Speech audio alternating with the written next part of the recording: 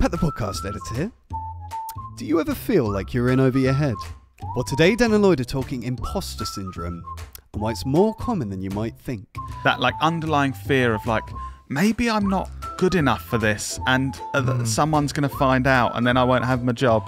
Now, imposter syndrome can get anyone, and left unchecked, it can be a dangerous thing. So today we'll hear about the positive steps you can take to feel a little more confident in your abilities, enabling you to give 100% every day.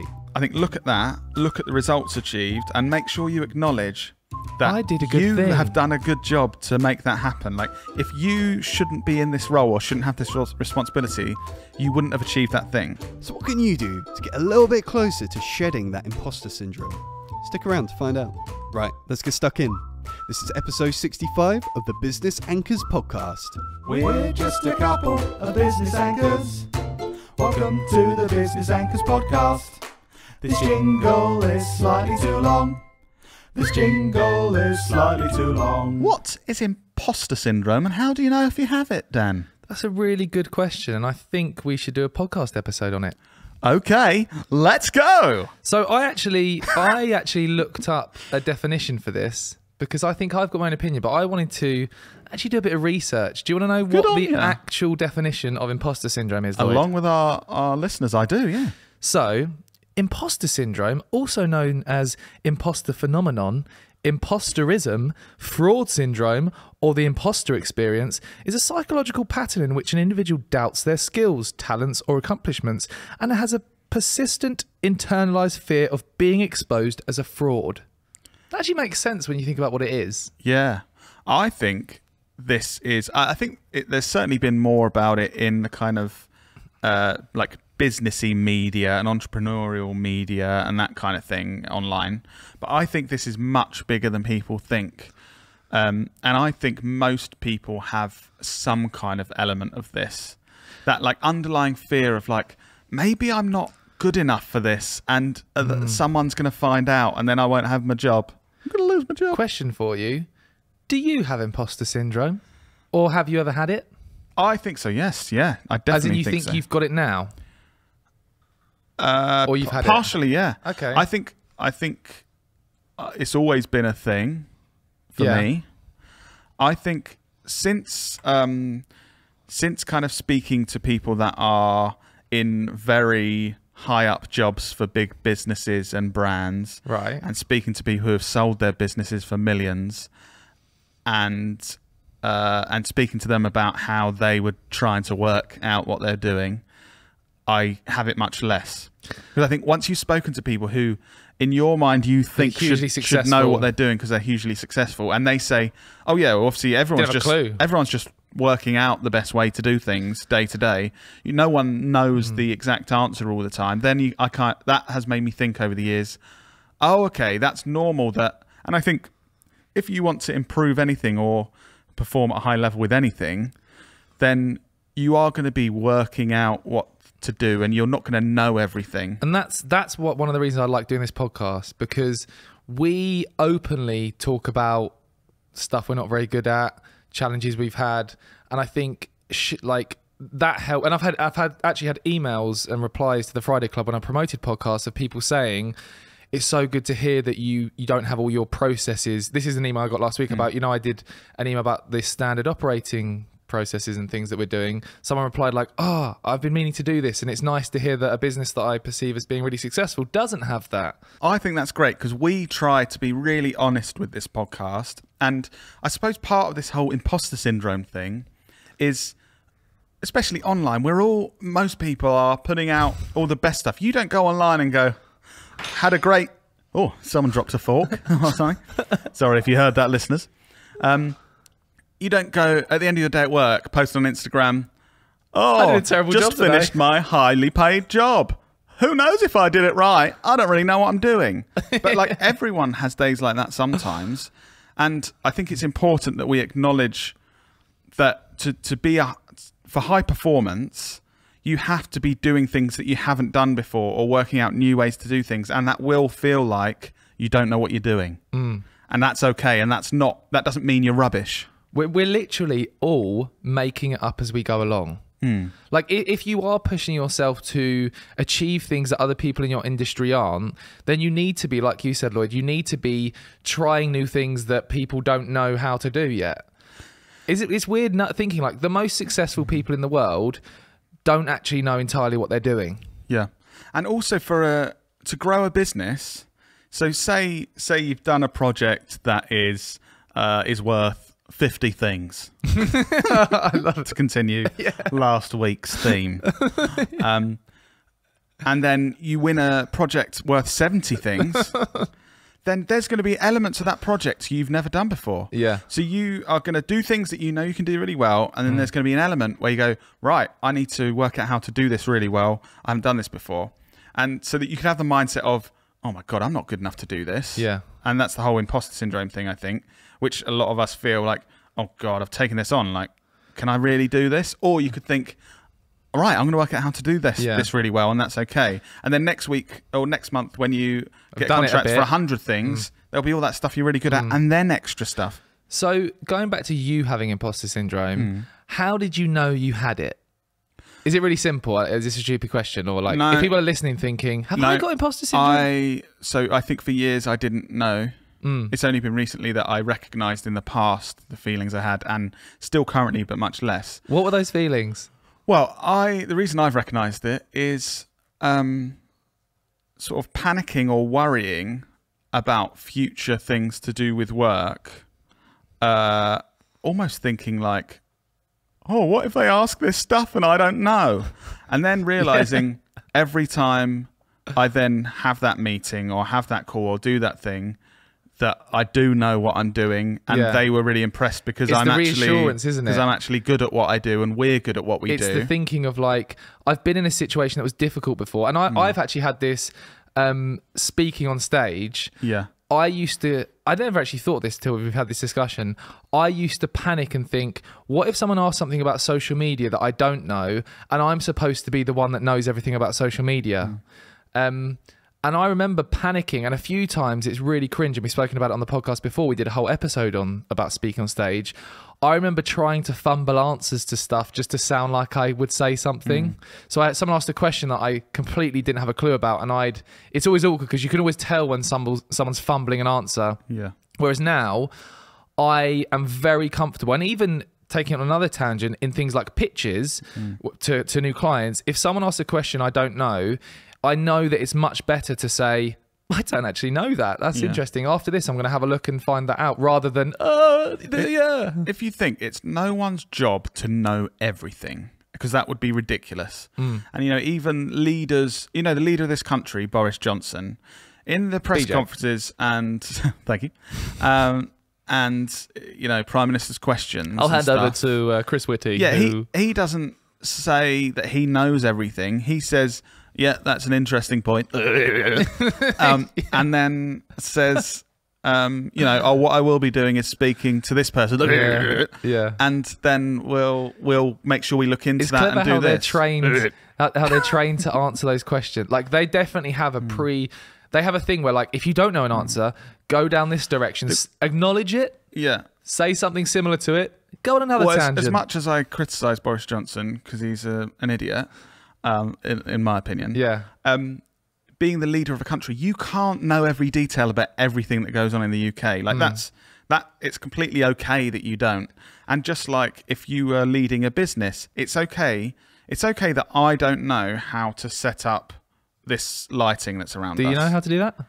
No, I don't think so. I reckon I could get it. I reckon I could get it to 75% of where it is. Questionable. Yeah, and that's okay.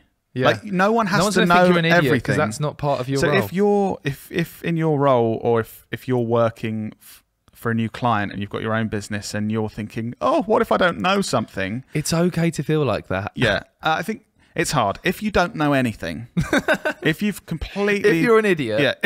No, but if you've been completely winging it and you've actually been lying to get into a position, I think that then you should be feeling rubbish and panicking because you've got yourself in that situation. But I think the reality is most people that feel like that, it's that actually you know enough. There's some things you don't know, but that's okay. Can I tell you an example? I've felt like that thing that you just said, not where you've been lying, But I remember when I worked at Enterprise Rent-A-Car and I was promoted twice within 8 months, far too quickly. Yeah. And I was, I'd been there for 8 months and I was running a branch with 9 staff and 250 cars.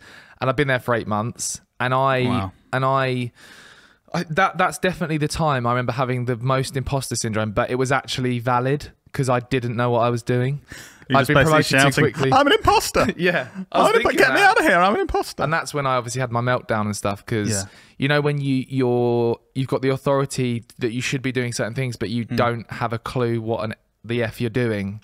Yeah. That's what I mean. So I think it's fine. Some people will feel like they shouldn't be doing the job they're doing because they shouldn't be doing the job they're doing. Yeah. But I think most people, if anyone's the other listening, bracket, thinking, oh, but I feel like that, that's probably not you. Yeah. Like, unless, like Dan said, you've been promoted crazily quickly or you've been hired for a job that literally have no experience, no knowledge, and there's no training provided, and you're just... Did your imposter syndrome have a negative impact on you and your performance? You know, we were talking about you having it. I think so, yeah.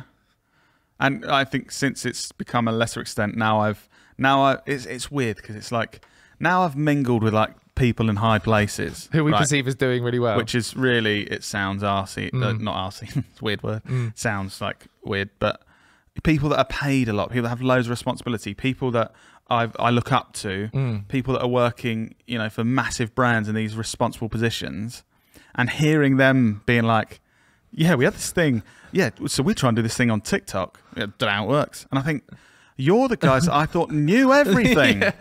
And I think that has made me it's realise... reassuring, isn't it, that you're not an idiot because there's other people who you perceive as more successful than you who are... And I think it's hard because it isn't just an excuse. Yeah, you don't need to know anything. I don't want people to just think you can wing it and just be like, oh, it doesn't matter that I don't do a good job. That's not what we're saying. It's that it's okay that there's elements you don't currently understand and you're going to work hard and do a brilliant job to perform at a high level within that. I think a really actionable thing that listeners can do, and I want to make sure I do this more, is when you do have that question that you don't know or that situation where you're like, oh, I don't really know this, acknowledge it, but then actually take an action step to learn how to do it. So that you're not then in that situation again. I think it's a really small step, but whenever I don't know something, I always try and Google it and be like, oh, what does that mean? And then you're like, oh, it means that thing. Here's how you do it. I think that means the next time you're in that same room or that same conversation, you'll feel less like an imposter. You will feel like an imposter when you step up to the bigger room or the higher paid role and that's going to happen at first. But if you, like you said, if you take action to learn the things that you didn't feel comfortable with, you'll, in that same situation next time, you'll feel better. Hopefully. A real life example of this, for me, pitching and sales, when starting out, and I'd never pitched to a customer, those first, and still today, those first few pitches, they ask questions. They have objections. You're saying you're going to get me 60 things. Prove it. Or like, how do I trust you? And having those questions and not having an answer and feeling rubbish, then the next time I was like, oh, if they ask for like examples or this or that, I then prepared for that. And over time, I'm going to make sure I have what I need and I have the answers. Yeah. And it's the same with, that's like my kind of sales thing, but it's the same with your role, listeners. Whatever you're doing, always try and find the answers to those things that you felt a bit rubbish about so that then you're constantly improving and working towards that. I would say as well, I'm not clever enough to have all the answers, but I've been reading a book I thought you knew everything. Called The Authority Gap, nearly everything. Oh, Authority Gap, when did you start that? I'm sure I've told me. mentioned this. And I think you just said it's rubbish and you're bored when I talk about it. Right, go on. Although that might just be my mates. It's about the gap between men and women in society and the workplace and stuff. Yeah. But one of the things, women are much more likely to feel like this and have imposter syndrome. So I think I don't have all the answers, but we should all be aware of that and try and make sure that because the women are doing just as good job as all us men, that we make sure they know that. So are you saying men are better than women? No, Dan. And I hope we don't cut that out for a clip. No, but it's just something to acknowledge that is, and there's lots of details of why that is in society and how boys and girls are brought up differently in Western society. I'm sure I've read things, and correct me if I'm wrong, but I'd be interested. Does the book say about this? Men, this is just thing. Do men feel more confident saying their opinions, and they're not necessarily always the best approach? And then if there's other women there, they sort of think, "Oh, a man's saying that." Is that or is that a stereotypical thing? No, in general. So from what I've read from the book, and it's all based on scientific studies and stuff. So in business meetings and stuff, men talk a lot more. Men interrupt other people a lot more. They interrupt other women even more than they interrupt other men, even when women have good stuff to say. Yeah. So it's understandable why more women would perhaps doubt that they're good enough. Because imagine you're a woman and there's four men in the room. You're saying really good stuff, but you keep getting interrupted, or people aren't kind of really supporting you. You know, oh, I wonder why women feel more like this with imposter syndrome. It makes complete sense. So yeah, something I think. What can they do then? Like, not just women, but in general, if you're one of those people that gets interrupted, or you want to add something, but you feel like you might have imposter syndrome, and you're sort of like, oh, I don't think my opinions are valid. How do you overcome that? I think that's really hard. I think really the people that need to change are the people that actually aren't listening to that person. Right. and they won't want to change. So that's hard. Great tip. So you can't do anything. Anyway, moving on. I just thought that was interesting and something we should all be acknowledging and trying to support. So in terms of actionable stuff, I'm a listener. I feel like I've got imposter syndrome. I'm totally relating to this episode. What can you do? Like, what did you do to overcome? Oh, you said you've still got it, but what do you do? Actionable steps, Lloyd. I want actionable steps. I think I mentioned in the last episode, look at tangible stuff that you've done. Like, you've just worked with a client and you've achieved something for them. Or, you know, you're in a business and you've worked on a project and you've given it to your boss and it's done this good thing. 60 things did it 60 get? things, 65 things. Yeah. I think look at that, look at the results achieved, and make sure you acknowledge that I did a good you thing. have done a good job to make that happen. Like, if you shouldn't be in this role or shouldn't have this responsibility, you wouldn't have achieved that thing. If you're looking at all of your work and you feel you haven't achieved anything and actually you've been failing at everything, then perhaps you are stretching yourself a bit far. But I think it's very unlikely. Not many people are in that.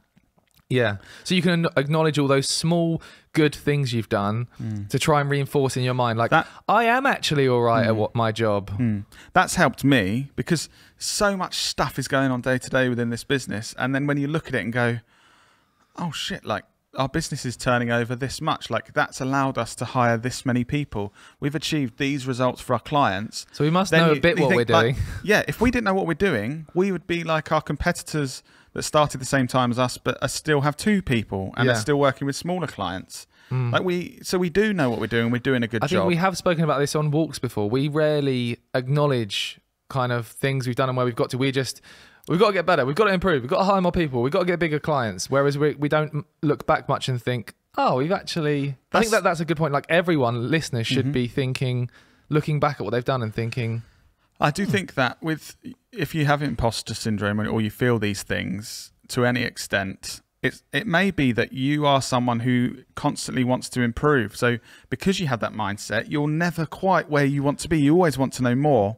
Whereas actually someone sat next to you that isn't bothered about learning or getting better at what they do, they probably won't have imposter syndrome, because they'll just be like, yeah, I've been doing this same thing for 20 years. I'm doing all right. Not really bothered about doing any better. I think I know what I'm doing. So yeah. What other I just ended that point with so yeah, and Pat the podcast told you to stop editor doing that, said, Lloyd. Don't end points by saying so yeah. I should actually Summarize. finish my point. So in summary, Pat the podcast editor has given me really good advice about how I should end sentences and points, so it sounds better and is better for clips and for a podcast. Well done, Lloyd. And I haven't done that, so sorry, Pat. So yeah. What else? What other practical things can people do if they are feeling like they've got imposter syndrome? So looking at the small things you've achieved, reinforcing to yourself, oh yeah, I've done small things that are good, and those mean that I'm good at my job. Is there any other practical steps or advice that you've got for me, Lloyd? Listen to more people like us. Try and find honest voices around your industry and similar people, rather than people just putting out The smoke the and best mirrors. stuff and not telling you the honest stuff. I think it's I guess that this will make whole you feel thing better of, if you know Yeah. other people in your industry like us. it's like I feel like an imposter as a bikini model, because all the ones I follow on Instagram look so great, but actually You in a bikini? they're posing and they're photoshopped. So I should feel like a bikini model because I've got a real body and I look real. You keep telling yourself that. Yeah. Nice. Yeah, was that useful? Yeah. I've actually I've done a bit more research for this episode. Oh, so I was just like joking about an answer, but you've got loads of good stuff to say. I've got Sorry. some good Sorry. stuff to say. Oh, So okay. shut I up. apologise. I apologise. Yeah, so I actually did a bit of research into how do you overcome imposter syndrome, and I found an article by Very Well Mind that had some points that I think are really good. That's a funny name. So, firstly, one of the things they say is share your feelings. If you feel like an imposter, we have. We're saying this. We're actually thinking this is advice for everyone else. Really, this is just therapy for us. Yeah. That like we're making this up as we go along. I'm an imposter. Yeah. I'm going to lose my job. Yeah, but share your feelings. So if you're listening to this and you haven't told anyone that you know that you don't have a clue what you're doing in your job, go and tell them. Have that conversation.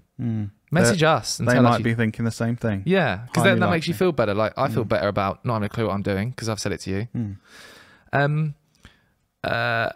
Other things, take baby steps. Take baby steps. Don't focus on doing things perfectly, but rather do things reasonably well and reward yourself for taking action. This point actually comes back to your thing you said. Yeah, Which just is- the improvements, little improvements to make sure you're feeling a bit more confident next time. Another point, which actually comes back to an episode we did previously. You never remember previous episodes, but do you remember the episode called "Is Comparison the Thief of Joy"? Do you I remember that name because I thought sounds a bit wanky when you came up with the title. Did you not like it? that's a saying. Oh, cool. Yeah. Cool. But Great. we did an episode on comparison. You should listen to it if you haven't already. And this article says stop comparing. But we've obviously spoken about this in detail. I think that could be a good thing. You think it could be a bad thing. But like I was saying with the bikini models, like if you're constantly looking at the smoke and mirrors photoshopped, so if you're looking at the business people that are perfect and and they're billionaires, that's not a realistic comparison. There's loads of failed businesses that are doing much worse than you. Like compare yourself to the whole picture. Comparison is the thief of joy. Yeah. And the final thing I'm going to take from this article, which I think is really important, and again comes back to what you're good at, question your thoughts. When you're feeling like this, don't just accept it and be like, I feel like I'm an imposter. Cool. Think like, why am I thinking that? Why am I feeling that? And then you can start to think more deeply about the reason behind that. And you might think, oh, actually, I'm only thinking that because I saw Sharon's post where she's just hired 20 people and, done really well. So that's my final point for the podcast. And I'm summarizing my points because Pat's going to tell me otherwise. So that is my point. Pat, is that all right? Pat the podcast editor here. Yeah, that's better. But you haven't really done it, but you've just spoken about how you haven't been Do you doing know, I've actually, Pat the podcast editor, when I speak to people now, they all mention Pat the podcast editor. Yeah, me too. Because I think it adds a lot of production value to the... I really like the intro that someone else... Because he comes up with the intro himself, and then it's like nice to hear someone else's take on the podcast. But Thank you, Pat. the podcast editor. Sorry, I didn't say his full name. Thank you, Pat the podcast editor. No problem, guys. That was Pat the podcast editor there. Don't know if you heard him. Good episode, good chat. If you feel like an imposter, you're probably not. Don't let it hold you back because you're bloody brilliant and should feel more confident. But it's okay if you feel like that. To summarise my point, that is great. So yeah, I did it again. And also, one final thing, a really good way to overcome imposter syndrome is to leave a review on the Business Anchors podcast. I've heard it helps. Yeah, Yeah. on Apple Podcasts. That's something that we've heard thousands of people saying to us. Yes. So you should do that. Yes. Okay, are we ending it there? Yeah, I think we should Cool. end it there. See you next week, guys. Bye.